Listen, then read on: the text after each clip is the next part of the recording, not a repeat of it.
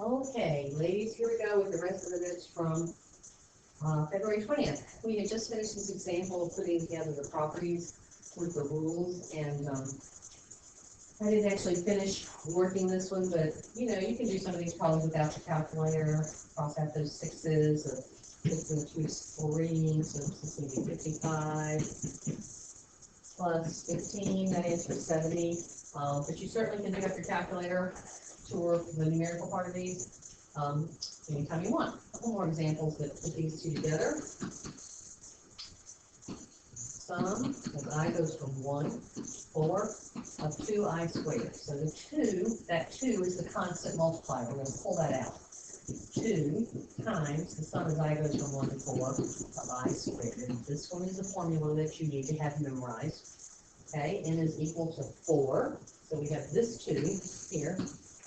And then we have the formula that says n times n plus 1 times 2n plus 1, all divided by 6. And I'll leave that up to you to punch in your calculators. I came up with 60.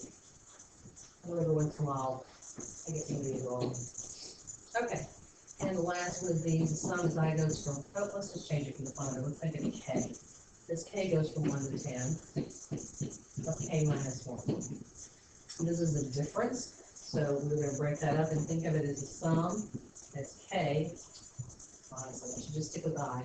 The sum is k, goes from 1 to 10 of k, minus the sum is k, goes from 1 to 10 of 1, and two separate ones.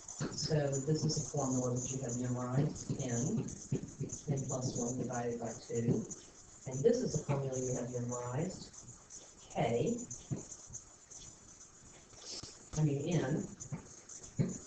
times 1, right there, okay?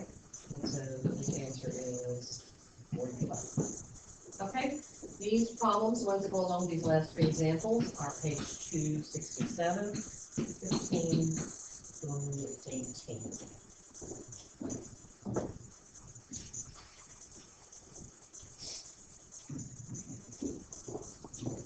All right, next, to answer the question, what if n is unknown? I don't know how many times I need to sum this thing, okay? And the answer to that is actually fairly simple. We're just going to use the formulas. A couple of quick examples. The sum, that goes from 1 to n, of 2i plus 3. So I'm going to break this up into the formulas that I know. 2 times the sum as I goes from 1 to n of I, plus the sum as I goes from 1 to n of 3. So this is 2 times. The formula for this right here, I'm just going to copy the formula and leave the n plus. N times n plus 1, all divided by 2. This one, plus 3 times n. And sometimes we're going to do a little simplification, but we're not going to do it unless we need to. I mean, you might cross out those 2's just because it's so obvious, but this is actually going to be an unimportant detail, getting that simplified, so I'm just going to leave it alone for right now, okay? Just not worry about it. I think if you look in the textbook, they simplify it out completely, and there's some value to that for some things, but for what we're going to use it for, we pretty much can just leave it like it is. All right, the sum, as I goes from 1 to n, of 2i squared minus 3i. So I'm going to skip the step where I show the separation. I'm going to skip straight to the formulas. So this 2 right here, and then the formula for I squared is n plus 1, 2n plus 1, and it's all over 6, minus this 3 here, times the formula for I, n plus 1, all over 2. Once again, there are some things you could do to simplify this, but that is not going to be important for what we have, for what we're going to use it for. So we can leave it just like this. At the very most, you might reduce that number at the front, but it's really not going to be critical. Okay. Now, even though n is unknown, even though we don't know what number we want to use right now, we know that we want to use some specific number.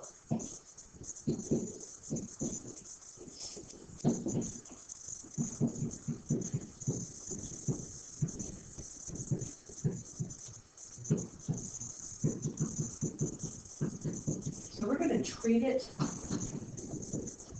as a constant, not as a variable. We're going to treat it like a constant, and that means we can do some things with it. Okay? So here, that's what we're going to look at. The sum as I goes from 1 to n of I over n. Okay, so what you have to see is that this is the same thing as 1 over n, 1 over n times I. And we're going to treat, since n is a constant, 1 over n is also going to be a constant, and that means we can pull it out. 1 over n times the sum, I goes from 1 to n of I. And we're trying to get down to a formula that we recognize, okay? And so now we're going to plug our formula in, 1 over n times n plus 1 all over 2.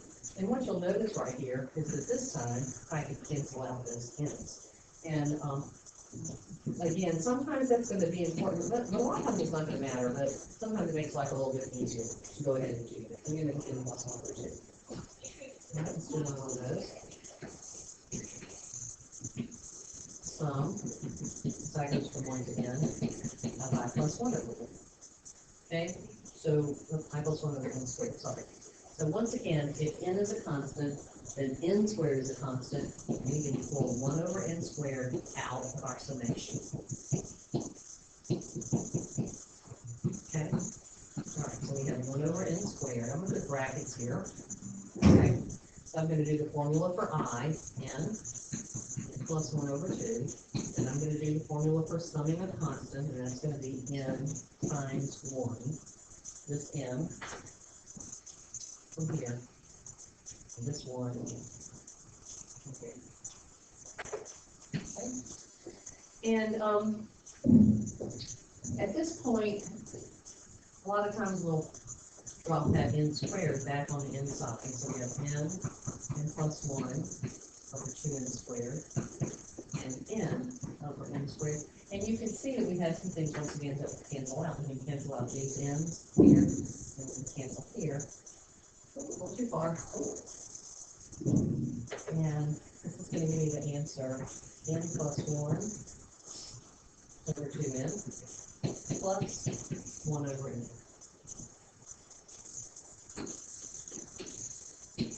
And another example. Sum as I goes from 1 to n of I minus 1 squared over n cubed.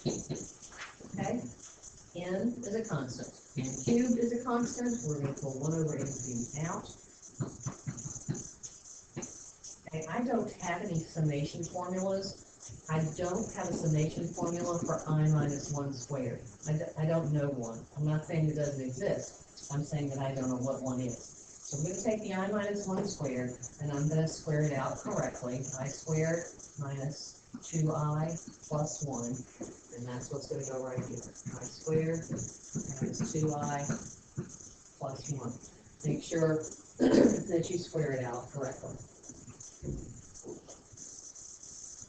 Okay. Right here. Equals 1 over n cubed bracket. I need the summation formula for I squared. N plus 1, 2n plus 1, all over 6, minus 2 times this 2 from here.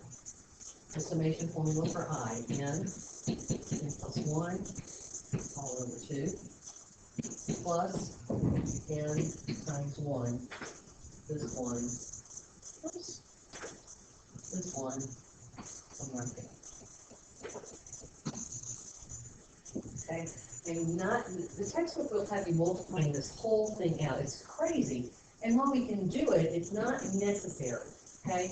Instead, we're going to go ahead and put that n cubed back in from each one of them, 6n cubed, separately, 2n, n plus 1 over 2n cubed, plus n over n cubed, and we can cancel some of those n's down. And sometimes you can cancel some of the coefficients if it's easy, okay?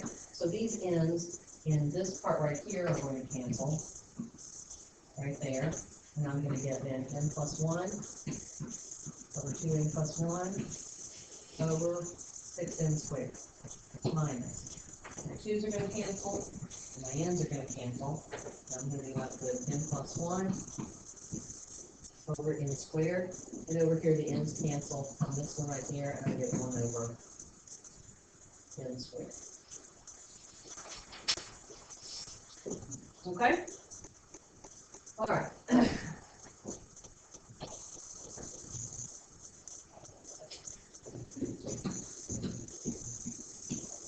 suppose I want to define a function.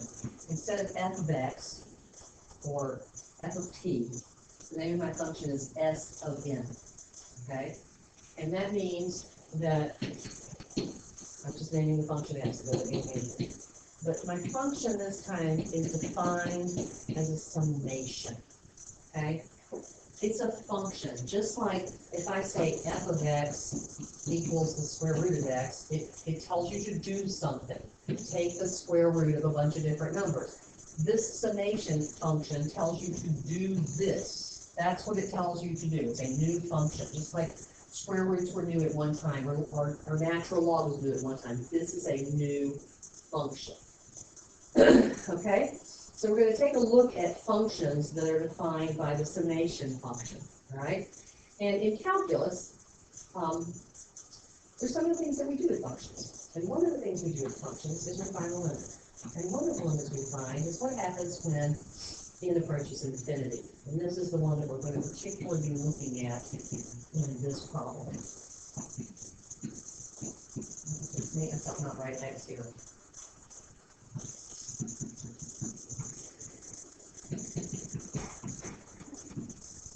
This is what we're going to look at. The textbook has two different kinds of problems. They set some of them up defining s of n and then tell you to find the limit. And some of them they just tell you directly to find this limit. It's just two different ways of asking the same question. So let me crunch through this and show you what we're going to do with it. Okay? First of all, we're going to take the limit. That's the last thing we're going to do. That's the very last thing. First thing we're going to do is a summation. Pull that 1 over n squared out. The sum as I goes from 1 to n of I plus 1. Hang on to that limit. And do that at the very end. Okay? 1 over n squared times. Now we're going to do our summation. Oh, it looks like I need another set of parentheses here. The summation of I is n plus 1 over 2, and the summation of 1 is 1n. Okay, I'm going to drop that n squared back on the inside. N plus 1 over 2n squared, n over n squared, and I'm going to cancel those n's there. That's going to give me an n plus 1 over 2n over 1 over n. That's going to be a good place to stop and make sure that you got all of that. Okay? All right. Next, once we get that summation function taken down to its basic formula, now we're going to take the limit. So just a reminder, if I say the limit as x approaches infinity of 1 over x, that answer is 0. In fact, if you take the limit as x approaches 0 of 7 over x, that answer is also 0. As long as you have a constant in the numerator and a variable in the denominator, the answer is going to be 0. Okay? And the second one that I want to point out is you have the limit as x approaches infinity of 3x plus 1 over 2x. Remember, when the powers are the same, this is an x and this is an x, then the answer is the ratio of those two coefficients. This is the limits at, oh, that was supposed to say limit at x approaching infinity, sorry. This is horizontal asymptotes. This is when we talk about these limits, okay? But when these two powers are the same, here and here, then it's just the ratio of those two exponents. And this is what we have going on right here. So look at this first one right here. This is an n, and this is an n. So the answer to this limit is the ratio of those two exponents, which is 1/2. This one is 1, a constant, over n. So that limit as x approaches infinity to 0. Therefore, this whole answer is 1/2. So it's kind of a long problem. Let me do another one so we can make sure we can sink our teeth into this a little bit more. It's just a matter of sort of putting everything together with something else that we already know. Okay. If S of n equals the summation formula,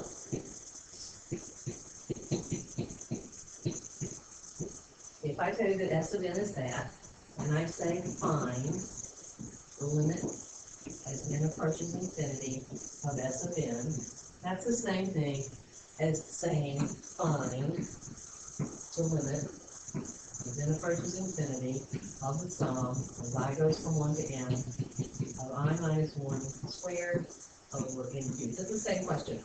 This question, these two statements, the same as this. You work them both exactly the same way. So the first thing I need to do is this function here, if I'm not mistaken, we did this right here. I'm pretty sure that I did in one of the examples previously. So if you put that in your notes, just a little bit, you're going to find that example, and I'm not going to work it all the way over again. I've already worked it once. I'm just going to go pull from it. And what I got from that when I worked that problem, I'm sorry, I'm having a hard time reading.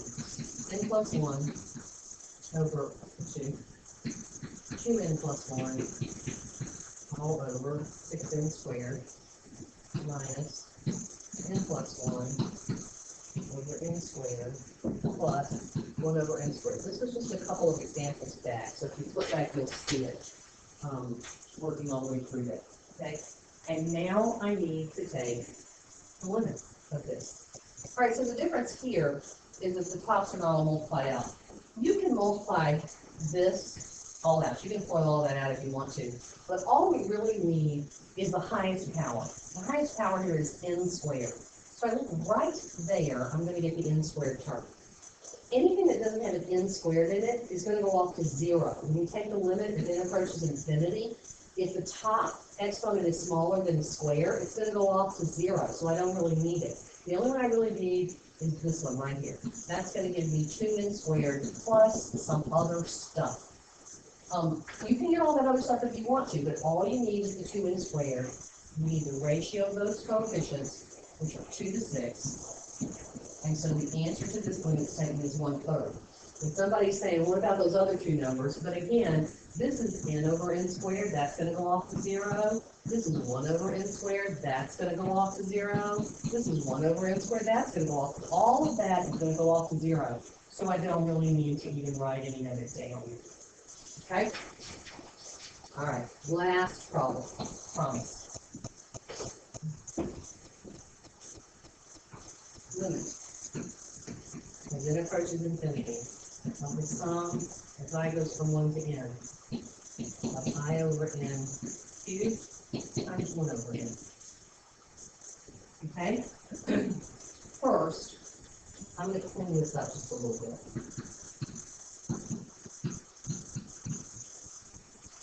I'm going to cube out this part, which is going to mean I cubed over n cubed.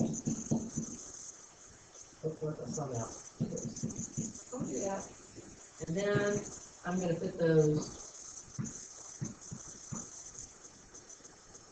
I got myself wrapped up in a knot here, sorry. Then I'm going to put those two n cubed and the n together.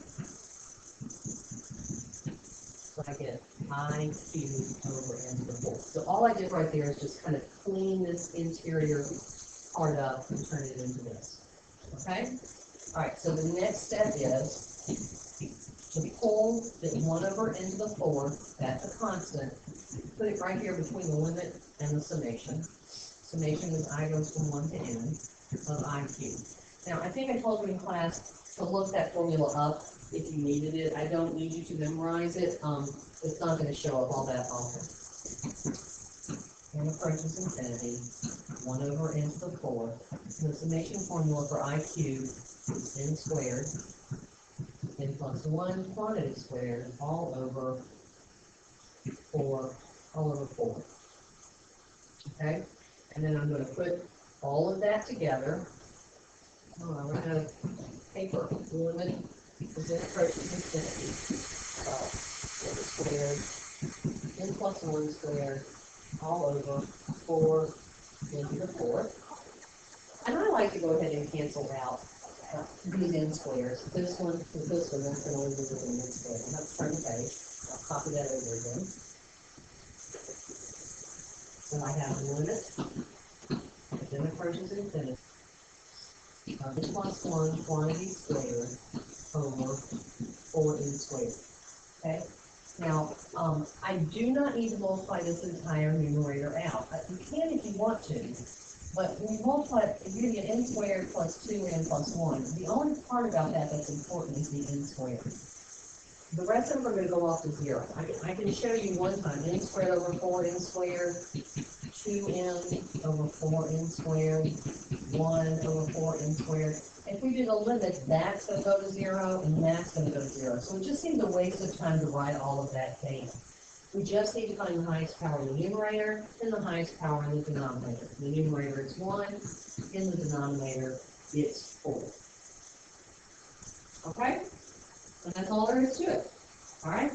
So this should take care of the rest of the problems. I've written down page 268, from 31 through 34, and 39 through 43. Let me just double check. Yep, and all of that matches up with what's on your syllabus. So, good luck, ladies. See you Monday.